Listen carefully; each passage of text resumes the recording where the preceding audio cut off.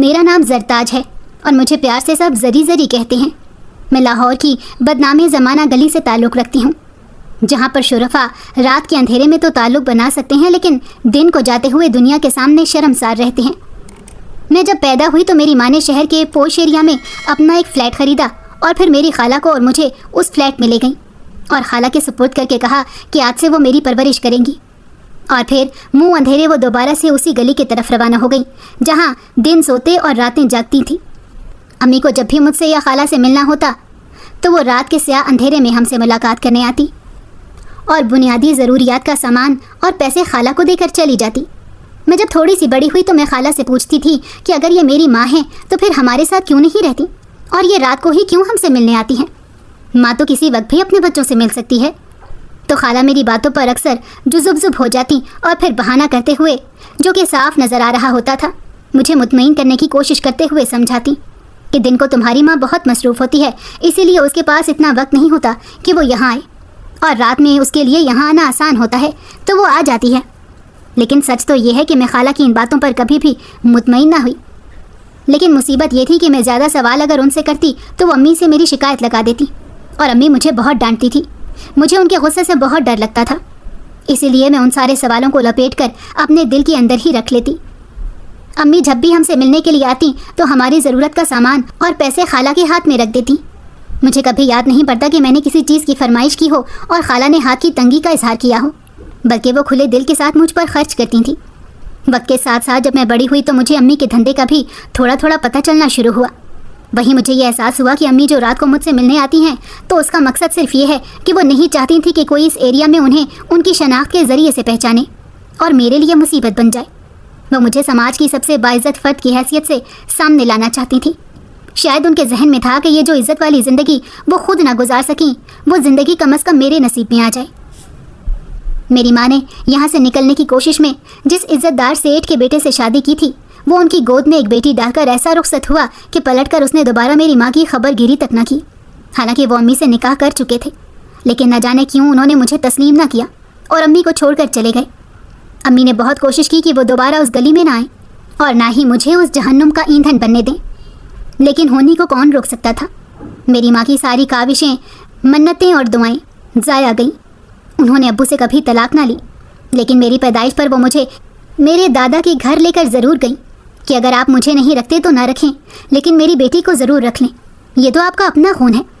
لیکن امی کو اس بات پر شدید رنج ہوا جب ان کے شوہر نے ان سے منسلک رشتے اور اس کے نتیجے میں پیدا ہونے والی بیٹی کو قبول نہ کیا، بلکہ اپنی بیٹی ماننے سے ہی انکار کر دیا۔ تو امی اس دن پھوٹ پھوٹ کر رو دی۔ حالانکہ امی نے انہیں یہ باور بھی کروایا کہ انہیں کسی قسم کی زمین جائیداد نہیں چاہیے، وہ تو بس اپنی بیٹی کو اس کا جائز مقام دینے کے لیے اس دہلیز پر آئی ہیں۔ لیکن ابو اور دادا نے امی کو دھکے مار کر باہر نکال دیا تو امی اس گھر سے نکل آئیں، لیکن ان کے دل میں یہ گرہ رہ گئی کہ سماج میں صرف اور صرف عزت دار لڑکیوں کو ہی گھر ملتے ہیں، اگر انہیں گھر نہیں مل سکا تو وہ یہ گھر اپنی بیٹی کو دینے کی ضرور کوشش کریں گی۔ اسی لیے امی نے مجھے اپنے سے دور رکھا تاکہ میں ان کی شناخت سے پہچانی نہ جاؤں، کیونکہ امی کو شہر کے سبھی لوگ بہت اچھے سے جانتے تھے۔ وہ ایک بہترین رقاصہ تھی، لیکن انہوں نے مجھے رقص سیکھنے کی تعلیم بالکل بھی نہ دی اور خالہ کو صاف صاف کہہ دیا کہ اس کی تعلیم و تربیت میں کوئی کسر نہ چھوڑیں۔ مجھے گھر پر باقاعدہ قاری صاحب آ کر سپارہ پڑھایا کرتے تھے، اور جب میں تھوڑی سی بڑی ہوئی تو مجھے شہر کے بہت بڑے اسکول میں داخل کروایا گیا، اور میری تعلیم پر خصوصی توجہ میری ماں شروع دن سے دے رہی تھی۔ اسی لیے انہوں نے اپنی زندگی کی جمع پونجی اس فلیٹ کو خریدنے میں لگا دی تاکہ مجھے وہ معاشرے میں قابل قبول اور عزت دار زندگی دے سکیں، اور اس کے ساتھ ساتھ خالہ کو بھی سختی سے منع کر دیا کہ کسی پر بھی اپنا آپ ظاہر نہیں کرنا، بلکہ کوشش کریں کہ زیادہ لوگوں سے میل ملاپ ہی نہ رکھیں تو بہتر ہے۔ اور خالہ نے ایسا ہی کیا۔ وہ اس فلیٹ میں اور فلیٹ سے باہر کسی سے اتنا رابطہ نہیں رکھتی تھیں، نہ ہی کوئی ہمارے ہاں آتا جاتا تھا، اور نہ ہی خالہ مجھے لے کر کسی کے ہاں جاتی تھیں۔ میری زندگی خالہ اور پڑھائی کے ارد گرد ہی گھومتی رہی۔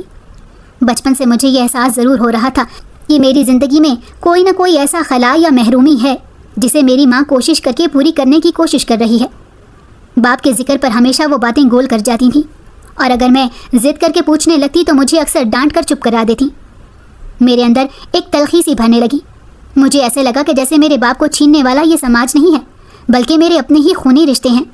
میرے دادا دادی، چچا تایا جنہیں میں کبھی یاد نہیں آئی، یا پھر میرے باپ نے خود ہی میرے ہونے کا احساس کسی کو نہیں دلایا، تو ایک عجیب سی کسک میرے دل میں پروان چڑھنے لگی۔ کبھی کبھی تو دل چاہتا کہ ساری دنیا کو آگ لگا دوں، لیکن یہ محرومی اس وقت مجھے زیادہ محسوس ہوتی جب اسکول میں میری کلاس فیلوز کے والدین پیرنٹ ٹیچر میٹنگ میں اپنے بچوں کے لیے اسکول میں آتے تو نہ چاہتے ہوئے بھی میرے دل کے اندر ایک غصہ سا بھرنے لگتا، کیونکہ نہ تو میرے اسکول میں کسی ایونٹ پر امی آئیں نہ خالہ، رہ گئے والد تو ان سے میں کبھی ملی ہی نہ تھی۔ اس دوران اگر مجھ سے کوئی میرے والدین خصوصاً میرے والد کے بارے میں دریافت کرتا تو مجھے شدید غصہ آتا اور بالکل سمجھ نہ آتی کہ میں ان سے کیا کہوں۔ اس لیے میں اکثر ان سے کہتی کہ وہ ملک سے باہر ہوتے ہیں، لیکن یہ جھوٹ بولتے بولتے میں تھک چکی تھی۔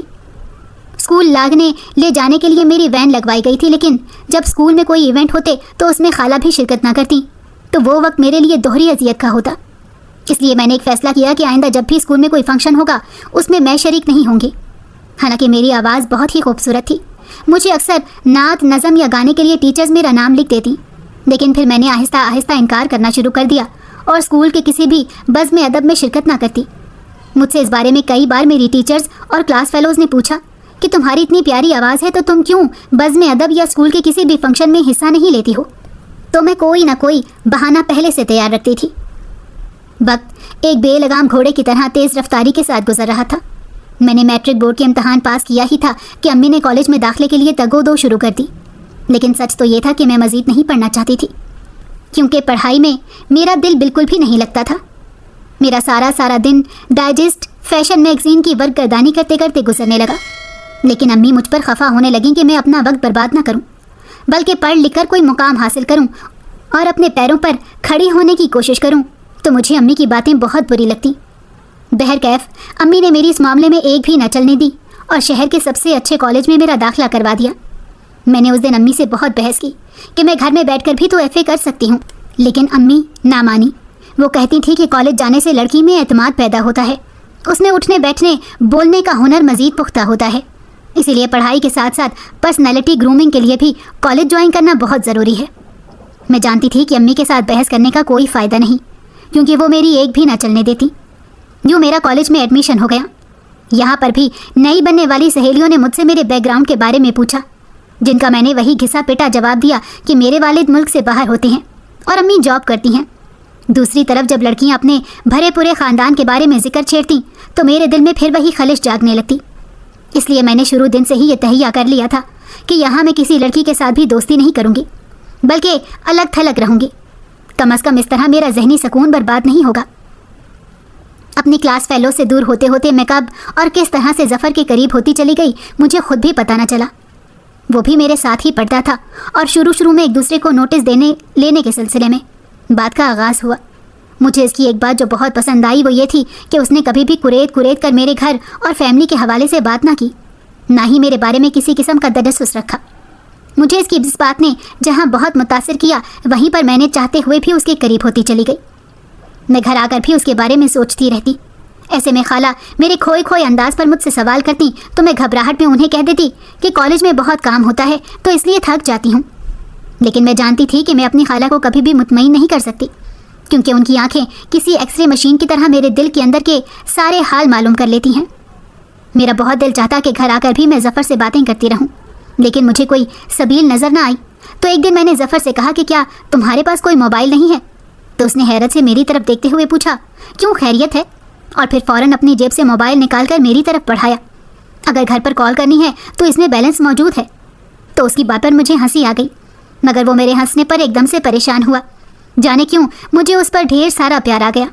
تو میں نے اس سے کہا کہ ظفر مجھے آپ کا نمبر چاہیے، اگر آپ کو برا نہ لگے تو کبھی کبھی کچھ پوچھنا ہوتا ہے تو کال پر پوچھ لیا کروں گی۔ تو وہ مسکرا دیا اور کہنے لگا کہ ہاں کیوں نہیں، اور پھر مجھے اپنا نمبر لکھوایا۔ اس دن مجھے اندازہ ہوا کہ ظفر ہی میرے لیے میرا لائف پارٹنر بن سکتا ہے، کیونکہ میں نے اس میں دوسرے لڑکوں کی طرح کوئی فلرٹ کرنے والی باتیں نہیں دیکھی، اور اس چیز نے مجھے بہت زیادہ متاثر کیا۔ میں کبھی کسی سے ان کے بیک گراؤنڈ کے حوالے سے سوال نہیں پوچھتی تھی، لیکن پہلی بار میں نے ظفر کے معاملے میں اپنا یہ اصول توڑا اور اس سے اس کی فیملی کے بارے میں سوال جواب کیے تو اس نے بتایا کہ وہ اپنی بہن کے ساتھ رہتا ہے۔ اس کی بہن گونگی ہے اور اس کی شادی ابھی تک نہیں ہوئی، والدین فوت ہو چکے ہیں، وراثت میں 4 دکانیں ہیں جن سے کرایہ آ جاتا ہے اور ہم دونوں بہن بھائی کا گزر بسر ہو جاتا ہے۔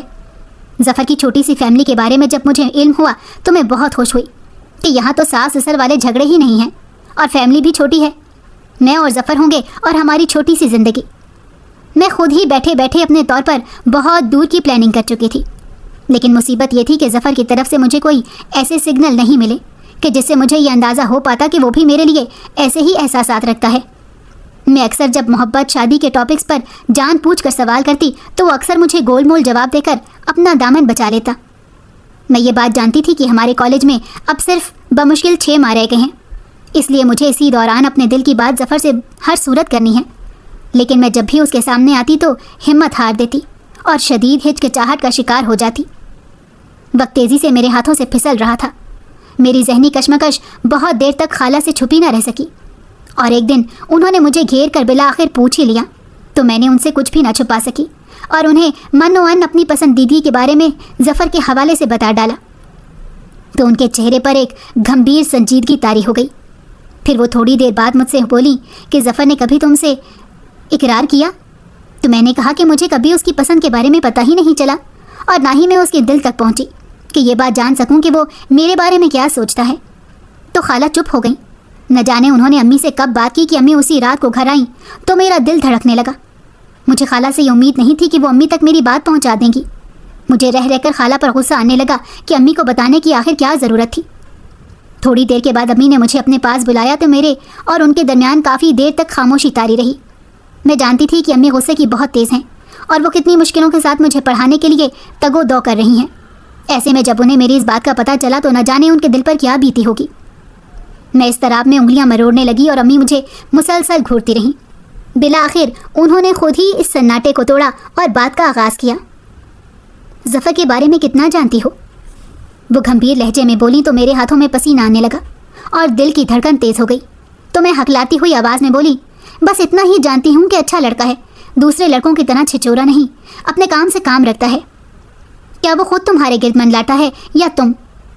امی نے بات ادھوری چھوڑ دی، لیکن ان کی بات پر میری نگاہیں زمین میں گڑ گئیں تو میں نے آہستہ سے کہا، نوٹس کے سلسلے میں اکثر بات ہوتی رہتی ہے اور وہ اسی حوالے سے بات کرتا ہے۔ اپنی فیملی کے بارے میں بھی اس نے تبھی بتایا جب میں نے پوچھا، ورنہ وہ غیر ضروری بات کبھی نہیں کرتا۔ اس کی فیملی کتنی ہے؟ امی نے آہستہ سے پوچھا تو میں نے کہا کہ والدین تو فوت ہو گئے ہیں، بس ایک بہن ہے اور وہ بھی گونگی جو اس کے ساتھ رہتی ہے۔ والدین کی تھوڑی سی جائیداد ہے جس میں سے کچھ کرایہ آ جاتا ہے اور جس سے ان دونوں بہن بھائی کا گزارا چل رہا ہے۔ تو امی نے پرزور ہنکارا بھرتے ہوئے دوبارہ خاموشی کو اپنے ہونٹوں پر سجا لیا اور مسلسل مجھے گھورتی رہیں۔ زری، میں نے تمہارے لیے جو خواب دیکھے تھے ان میں شادی کا آپشن بہت آخر میں ہے۔ میں یہ چاہتی تھی کہ تم پڑھ لکھ کر اپنے پیروں پر کھڑی ہو جاؤ تاکہ تمہیں کسی کی بھی محتاجی نہ ہو، لیکن جو راستہ تم نے ابھی چنا ہے وہ ایک سراب ہے، اور ہم عورتیں جس طبقے سے تعلق رکھتی ہیں وہاں پر ایسے سراب بہت زیادہ دکھائی دیتے ہیں، لیکن ان کے پیچھے جانے کا مطلب خود کو دھوکہ دینا ہے۔ اسی لیے بہتر ہے کہ تم اپنے آپ کو فائنینشلی طور پر مضبوط کرو۔ امی، اگر میں فائنینشلی طور پر مضبوط ہو بھی جاؤں تو پھر بھی مجھے کہیں نہ کہیں ایک مرد کی ضرورت تو پڑے گی نا؟ میرے منہ سے اچانک سے نکلا تو امی ہکا بکا میری طرف دیکھنے لگیں۔ کہیں تم ظفر سے محبت تو نہیں کر بیٹھی؟ تو میں نے سر جھکا لیا تو وہ ایک گہری سانس چھوڑ کر بیڈ کی پشت سے اپنا سر ٹکا کر بیٹھ گئیں۔ مجھے تمہاری پسند پر کوئی اعتراض نہیں ہے زری، لیکن میری زندگی تمہارے سامنے ہی ہے، تم سے میں نے کچھ بھی نہیں چھپا رکھا۔ کل کو اگر اس لڑکے کو تمہارے بیک گراؤنڈ کا پتہ چلا تو سوچ لو کیا ہوگا، جبکہ تمہارے ہاتھ میں نہ تو کوئی ہنر ہے اور نہ ہی ایسی ڈگری کہ جس کے بل بوتے پر تم سماج میں کھڑی ہو سکو۔ تو امی آپ ہیں نا، تو مجھے اتنی فکر کی کیا ضرورت ہے؟ میں نے ایک ناز سے امی کی طرف دیکھا تو ان کی آنکھوں میں آنسو آ گئے۔ پھر وہ مجھے پیار سے دیکھتے ہوئے بولی، میں کب تک تمہارے سر پر رہوں گی زری، لیکن خیر کچھ اچھا سوچتے ہیں، شاید اس بار ہمارے ساتھ اچھا ہی ہو۔ بہرحال لڑکی کے بارے میں زیادہ چھان پھٹک لڑکے کی ماں بہنیں کرتی ہیں، جبکہ جو صورتحال تم بتا رہی ہو اس میں مجھے نہیں لگتا کہ تمہارے ماضی کے بارے میں زیادہ کریت کی جائے گی۔ بہرحال میری طرف سے تمہیں اجازت ہے کہ تم اس لڑکے سے بات کرو اور اس کے دل کا حال معلوم کرنے کی کوشش کرو۔ اگر وہ تمہارے لیے اپنی سنجیدگی دکھاتا ہے تو اس کو بولو کہ مولوی کا انتظام کرے اور نکاح کے 2 بول پڑھا کر تمہیں اپنے ساتھ لے جائے۔ امی کی رضامندی کا سب سے مشکل مرحلہ طے ہو چکا تھا، تو مجھے یقین تھا کہ آگے بھی سب ٹھیک ہی ہوگا، اور ایسا ہی ہوا۔ میں اگلے دن جب کالج گئی تو میں نے ظفر سے 2 ٹوک بات کی۔ میری بات سن کر وہ پریشان ہو گیا اور کہنے لگا کہ میں ابھی کوئی ملازمت نہیں کرتا، ابھی پڑھ رہا ہوں، اور تم ایک کھاتے پیتے گھرانے کی لڑکی ہو، مجھ جیسے غریب کے ساتھ کیسے گزارا کرو گی؟ تو اس کی بات سن کر میں جذباتی ہو گئی اور میں فوراً بولی کہ اگر تم مجھے اپنے ساتھ کسی جھونپڑی میں بھی رکھو گے تو میں رہنے کے لیے تیار ہوں۔ میری بات سن کر ظفر کو حوصلہ ہوا اور اس نے ہاں کر دی تو میرے پاؤں زمین پر ٹکتے ہی نہ تھے۔ میں نے امی کو ظفر کے حوالے سے ساری صورتحال بتا دی تو وہ بہت خوش ہوئیں۔ اسی دوران میری نند کا رشتہ بھی آ گیا تو ظفر نے اپنی شادی سے پہلے اپنی بہن کی شادی کی تیاری کی اور اسے رخصت کر دیا۔ اب میں تھی اور ظفر اور ہمارا چھوٹا سا پرسکون گھر۔ امی میری طرف سے مطمئن ہو گئی اور انہوں نے وہ فلیٹ میرے نام کر دیا۔ یوں ظفر کی نوکری لگنے تک فلیٹ اور دکانوں سے جو کرایہ آتا وہ ہم دونوں کے لیے کافی ہوتا۔ ہم دونوں تو بہت خوشگوار زندگی بسر کر رہے تھے کہ اچانک میری امی کی ڈیتھ ہو گئی۔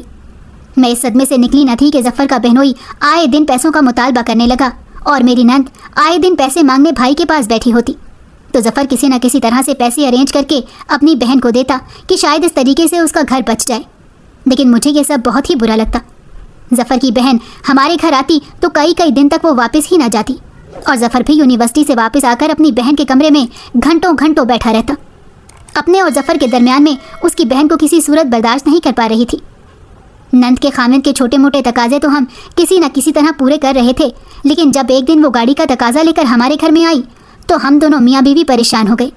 یہ تقاضا پورا کرنا مشکل ہی نہیں ناممکن بھی ہو گیا، تو اس بات کو جواز بنا کر میری نند کو طلاق ہو گئی اور وہ مستقل ہمارے گھر آ بیٹھی۔